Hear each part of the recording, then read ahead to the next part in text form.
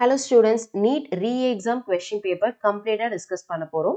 So இன்னைக்கு இந்த வீடியோல 11th standard portion section A chapter wise எல்லா questionுமே டீடைலா டிஸ்கஸ் பண்ண போறோம். So வீடியோவை ஸ்கிப் பண்ணாம கடைசி வரைக்கும் பாருங்க. And இதே மாதிரி வீடியோ பார்க்கிறதுக்கு மறக்காம நம்ம சேனலை சப்ஸ்கிரைப் பண்ணிக்கோங்க. And also we have a page in Instagram and WhatsApp channel. WhatsApp சேனல்ல கம்ப்ளீட்டா காம்படிட்டிவ் எக்ஸாம் ரிலேட்டடா கொஸ்டின்ஸ் டிஸ்கஸ் பண்ணிட்டு இருக்கோம். ஸோ மறக்காம ஜாயின் பண்ணிக்கோங்க. இன்ஸ்டாகிராம் அண்ட் வாட்ஸ்அப் லிங்க் ரெண்டுமே டிஸ்கிரிப்ஷன்ல கொடுத்துருக்கோம். ஸோ இப்போ நம்ம வீடியோக்குள்ள போகலாம். ஃபர்ஸ்ட் கொஸ்டின் பார்க்கலாம்.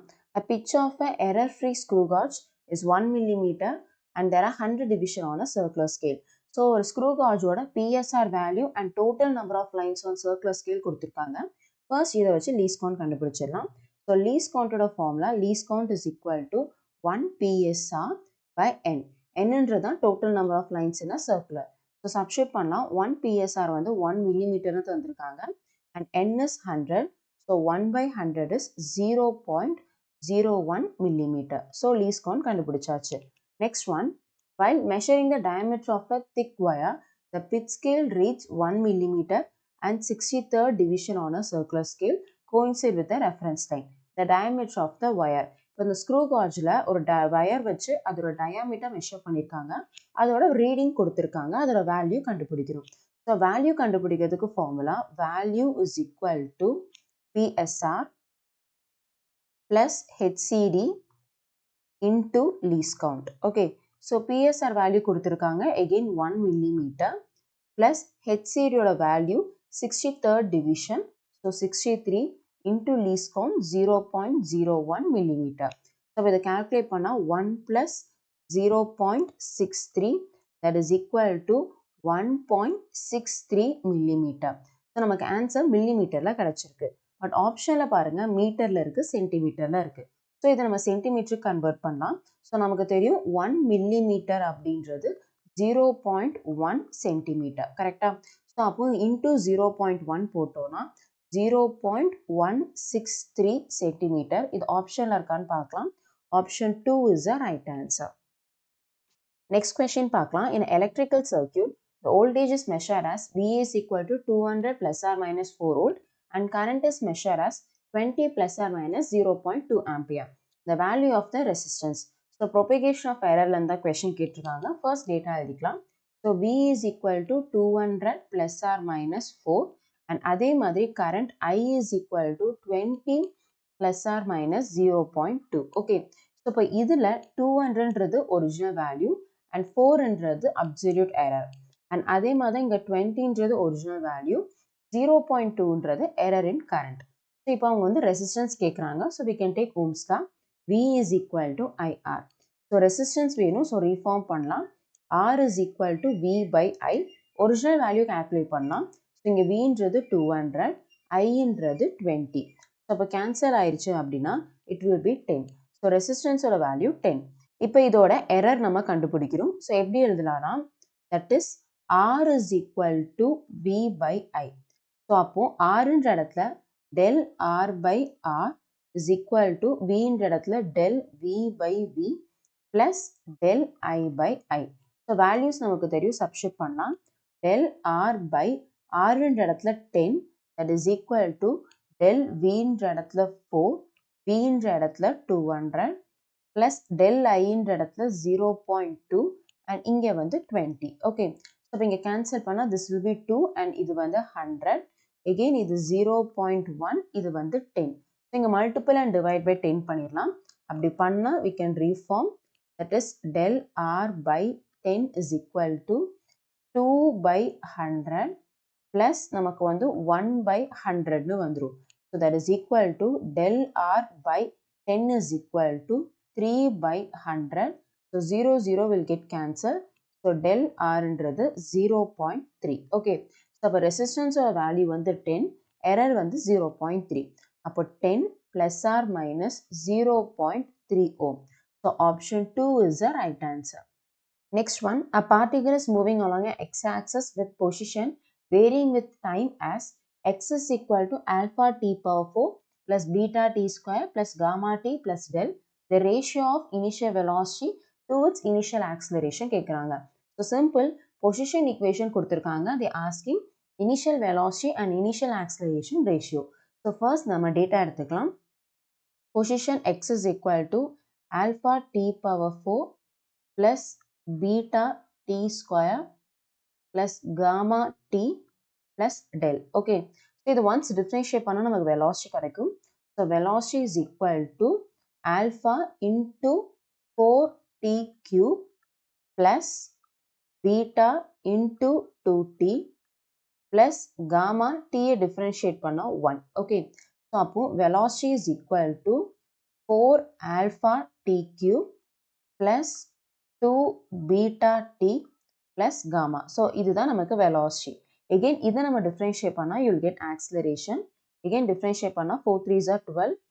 12 alpha t square plus 2 beta gamma வந்து 0 ஆயிரும். So இப்போ velocity acceleration கிடைச்சிருச்சு.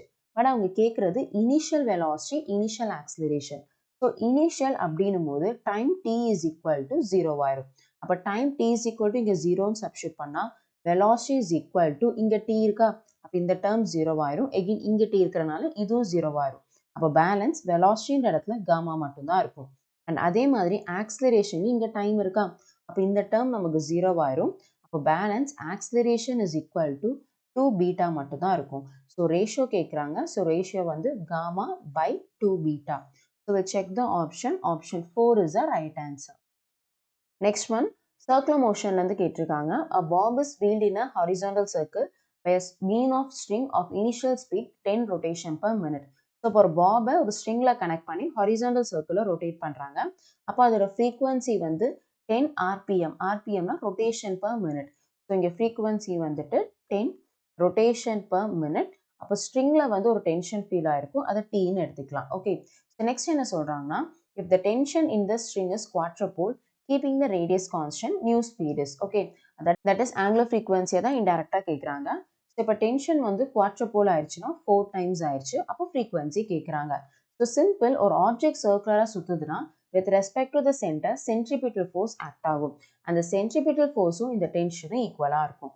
அப்போ T is equal to centripetal forceக்கு ரெண்டு ஃபார்முலா இருக்குது. ஒன்று mv square by r, இன்னொரு formula mr omega square. So நமக்கு ஆங்குலர் ஃப்ரீக்வன்சிலாம் வச்சு கேட்குறனால நம்ம இந்த ஃபார்முலா சூஸ் பண்ணிக்கலாம். And also T is equal to mr ஒமேகான்ற இடத்துல 2 pi f the whole square. And நமக்கு மாஸ் வந்து சேஞ்ச் ஆகாது, ரேடியஸ் கான்ஸ்டன்ட்னு சொல்லிட்டாங்க. அப்போ ஃப்ரீக்வன்சியோட மட்டும் ரிலேட் பண்ணலாம். அப்போ T is proportional to frequency square. So இதுதான் ரிலேஷன். இப்போ சப்ஸ்டியூட் பண்ணலாம். ஸோ இனிஷியலாக tension T is directly proportional to ஃப்ரீக்வன்சின்ற இடத்துல 10 rotation per minute the whole square. And அடுத்து டென்ஷன் வந்து 4T. அப்போ directly proportional to frequency dash square நம்ம கண்டுபிடிக்கிறோம். ஸோ நம்ம வந்து ரேஷியோ எடுத்தோம்னா T கேன்சல் ஆயிரும். Balance 1/4 is equal to 10 rotation per minute by frequency dash the whole square. Square ஆப்போசிட்டாக நம்ம ரூட்டுக்கு எடுத்துகிட்டு போயிடலாம். ரூட் 4 வந்து 2. அப்போ f dash is equal to 2 into 10. So f dash is equal to 20 rotation per minute. அப்போ option பார்க்கலாம். Option 1 is the right answer. The next question, இது step by step பார்க்கணும். A block of mass 5 kg is pulled by a cord along a frictionless plane inclined at 30 degree. So inclined plane எடுத்துக்கலாம், அது வந்து 30 degree. இதில் ஒரு block of mass வந்து 5 kg வச்சிருக்காங்க. Okay. So next அவங்க என்ன சொல்லியிருக்காங்க அப்படின்னா, the tension in the cord is 30 Newton, the acceleration of block. So against the gravity இதை வந்து பிடிச்சி இழுக்கிறாங்க using a rope. அண்ட் அந்த ஒரு டென்ஷன் ஃபீல் ஆகுது. அந்த டென்ஷன் Tயை வந்துட்டு 30 நியூட்டன்னு கொடுத்துட்டாங்க. இப்போ இதோட நெட் ஆக்சிலரேஷன் கேட்குறாங்க. ஸோ ஃபர்ஸ்ட் ஆக்சிலரேஷன் அப்வர்டாக தான் இருந்திருக்கும். இது ஃபர்ஸ்ட் டேட்டா. அண்ட் அடுத்து டென்ஷனை எகெயின்ஸ்ட் பண்ணுறது இங்கே யார்? Gravitational force. அப்போ கிராவிடேஷன் ஃபோர்ஸ் இங்கே என்னவா இருக்குன்னா mg sin தீட்டான்னு ஈக்குவேஷன் வரும். தட் இஸ் லாஸ் ஆஃப் மோஷனில் இன்க்ளைன் பிளைனுக்கு நம்ம ஈக்குவேஷன் எடுத்து வந்திருப்போம். அப்போ இங்கே கிராவிடேஷன் ஃபோர்ஸ் mg sin தீட்டான்னு வரும். இது பேசிக் தியரி. ஸோ இங்கே நான் டேரெக்டாக எழுதியிருக்கேன் mg sin தீட்டா. இப்போ இங்கே ஈக்குவேஷன் எழுதலாம். That is f net is equal to block வந்து மேலே தான் போகுது. அப்போ tension T positive, gravitation force negative. அப்போ mg sin theta. So f netன்றது ma. So ma is equal to T minus mg sin theta. So இப்போ substitute பண்ணலாம். நமக்கு வந்து ஆக்சிலரேஷன் தான் வேணும். மாஸ்ன்ற இடத்துல 5. So 5A is equal to tension வந்து 30 minus again 5 ஜின்ற இடத்துல நம்ம 10ன்னு எழுதிக்கலாம் அண்ட் sin 30 வந்து 1/2. ஸோ 1/2. ஓகே, ஸோ இது 1, இது வந்து 5. 5 5s are 25. ஸோ அப்போ 5A is equal to 30 minus 25. So 5A is equal to 5. So 5 5 cancel ஆயிடுச்சு. Balance A is equal to 1 meter per second square. Option பார்க்கலாம். Option 4 is the right answer. So next question, work power energy வந்து கேட்டிருக்காங்க. An object falls from a height 10 meter above the ground. After striking the ground, it loses 50% of its kinetic energy. That height up to which the object can rebound from the ground is. Okay, let us consider இதுதான் ground. இங்கேருந்து ஒரு particular height எடுத்திருக்காங்க. Height வந்து 10 metre. இந்த ஹைட்லேருந்து ஒரு ஆப்ஜெக்டை drop பண்ணுறாங்க. So இனிஷியலாக இங்கே பொட்டன்ஷியல் எனர்ஜி இருந்திருக்கும். கீழே வரும்போது கைனடிக் எனர்ஜி அது கன்வெர்ட் ஆயிருக்கும். அண்ட் ஆல்சோ இங்கே ஹிட் ஆகும்போது ஒரு கைனடிக் எனர்ஜி இருந்திருக்கும். அண்ட் அதில் 50% ஆஃப் கைனடிக் எனர்ஜி வந்து லூஸ் ஆயிடுச்சு.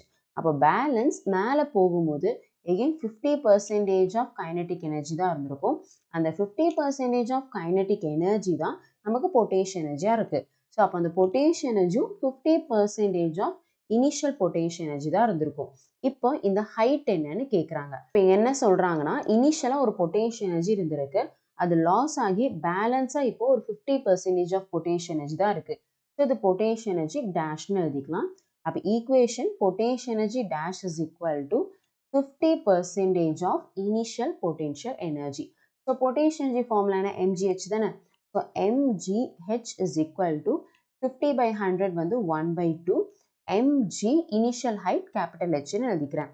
ஸோ mg கேன்சல் ஆயிரும். அப்போ h is equal to 1/2. Initial height வந்து 10. So that will be 5 metre. So option பார்க்கலாம். Option 4 is the right answer. அடுத்த கொஸ்டின் பார்க்கலாம். From same chapter work power energy.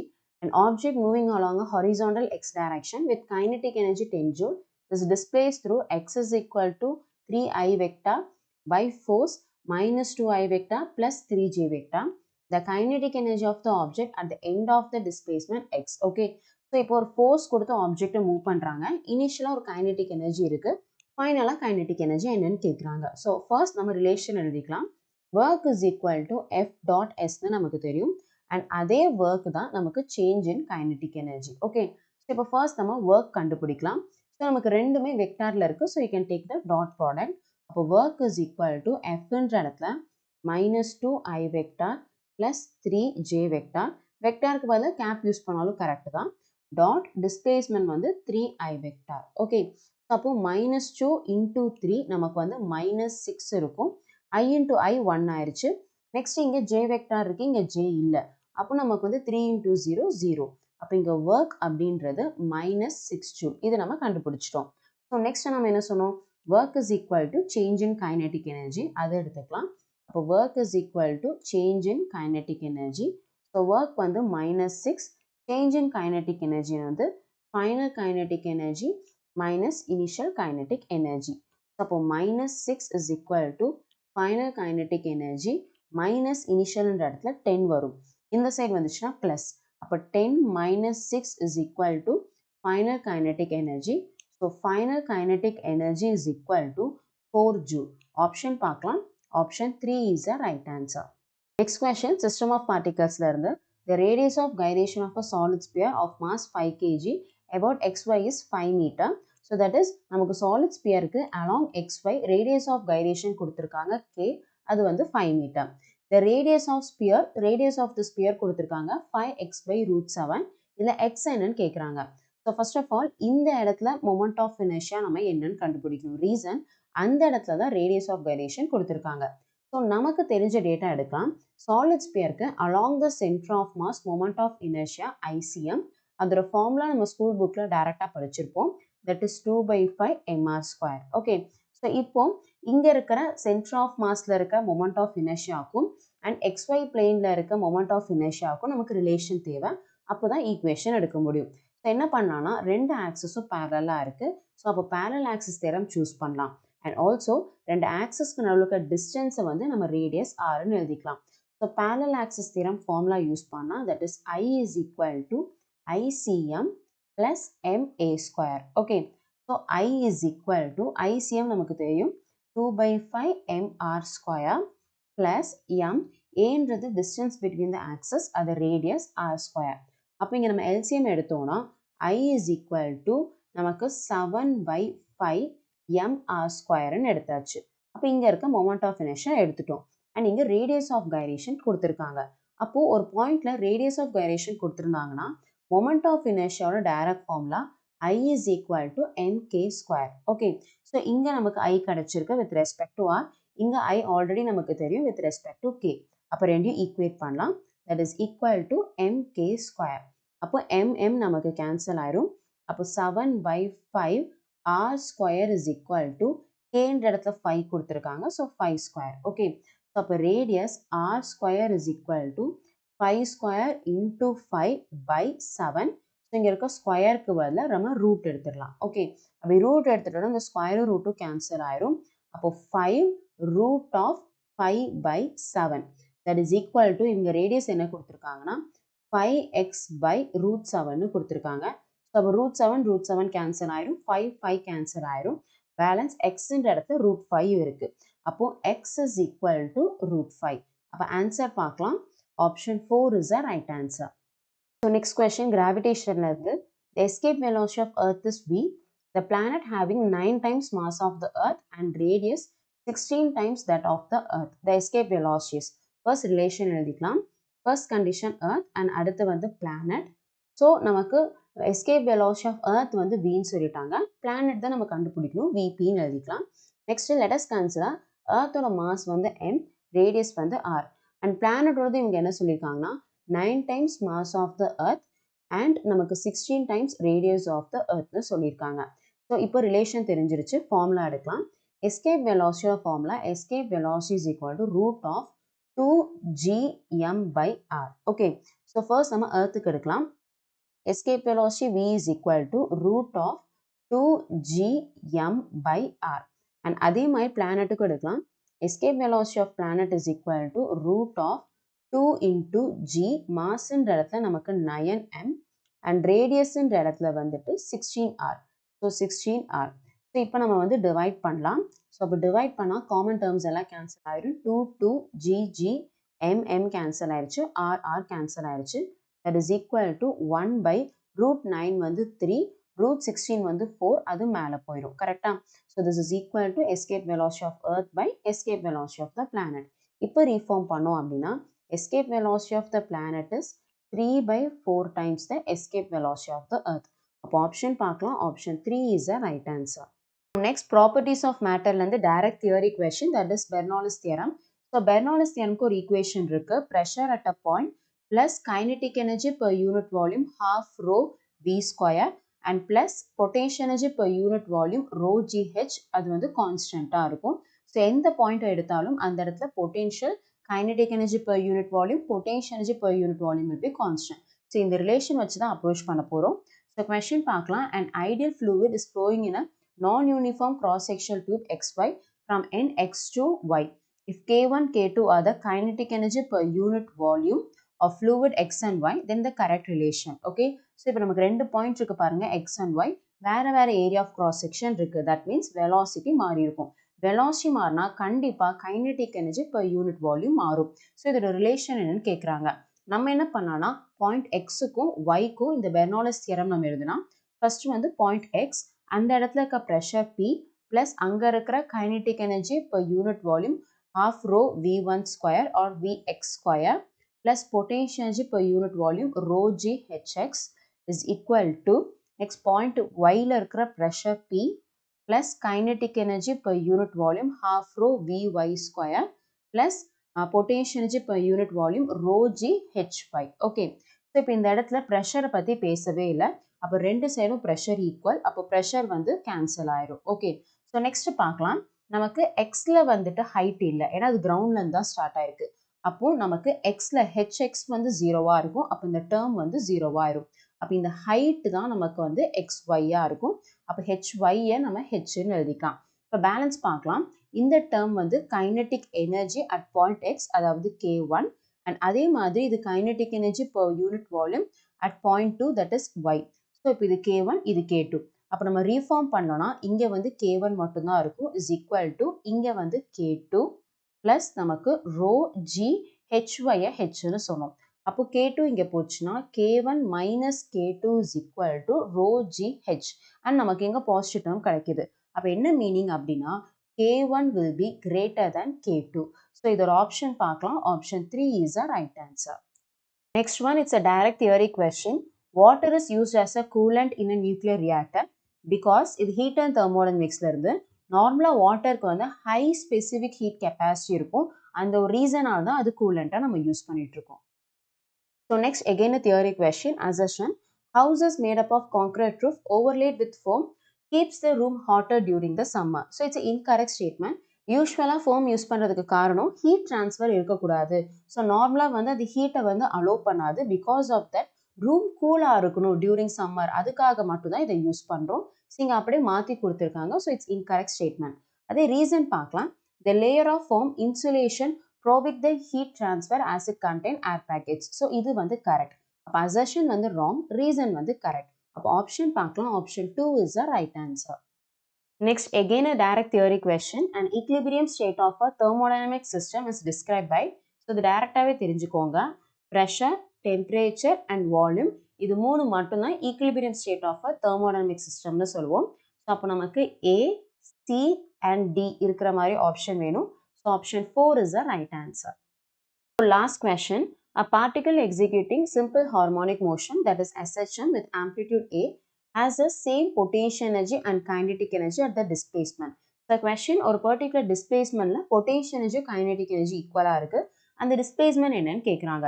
So equation எழுதிக்கலாம். potential energy is equal to kinetic energy. So potential energyயோட direct formula எழுதலாம். So half m omega square x square and அதே மாதிரி kinetic energyக்கு direct formula half m omega square a square minus x square. இது ரெண்டு ஈக்குவல்னு சொல்லியிருக்காங்க, equate பண்ணிட்டோம். அப்போ காமனான டேர்ம்லாம் cancel பண்ணலாம். நமக்கு half m omega square ரெண்டு சைடுமே கேன்சல் ஆயிரும். Balance x square is equal to a square minus x square.